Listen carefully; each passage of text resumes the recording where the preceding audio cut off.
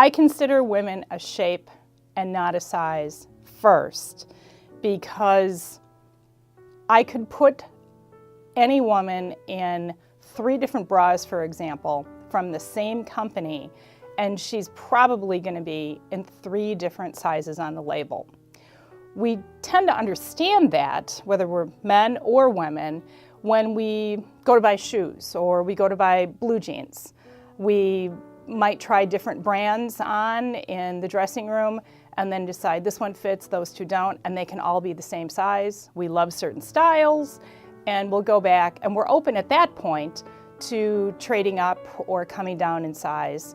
However, women tend to want to cling to a size on the label. So I think a woman is a shape instead of a size, because she needs to buy what fits. And my job is to educate her and to relax about the details of the label. You know how I can tell when something fits? By their face. If they're happy, if they're smiling, it's probably the right size, no matter what's on the label. During a fitting, one of the biggest insecurities that women share with me actually has nothing to do with their bra or their breasts. Women, regardless of their size or their shape, all seem to think that their hips are too big. Too big versus what, I'm not sure, because most of them are actually walking in a pair of pants, and they look just fine. But that seems to be what I think women are the most sensitive about for their bodies. Based on a woman's age, there are different buying habits, especially when it comes to sleepwear.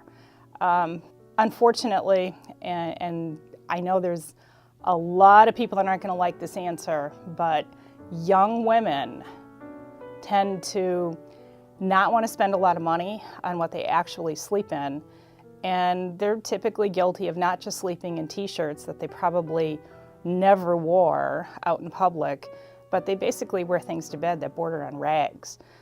For older women, they tend to be more interested in having sleepwear that's attractive, that fits. Of course, it has to be comfortable, to be able to move with them and, not be too hot. And also, we live in Wisconsin. Sometimes you have to have sleepwear that keeps you a little warmer than other nights. And that seems to be a fact that a lot of people don't want to talk about. I have a daughter.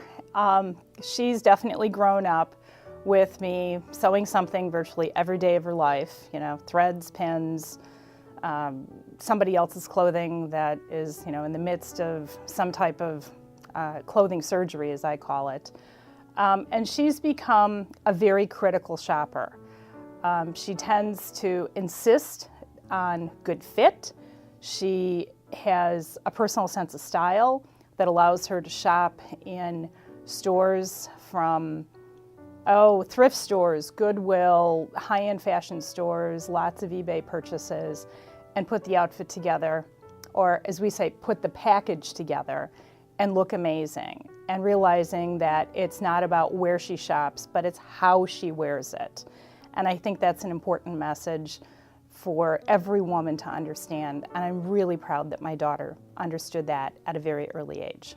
In recent years, lingerie during pregnancy, I think, has really taken a much bigger role than before. About 25 years ago, when my kids were born, there weren't too many options. But again, there's been a huge revolution in fabric technology, with Lycra showing up in virtually every department, in virtually every store. And I think that's had a lot to do with being able to offer more wardrobe options, and specifically lingerie options for larger size and for pregnant women.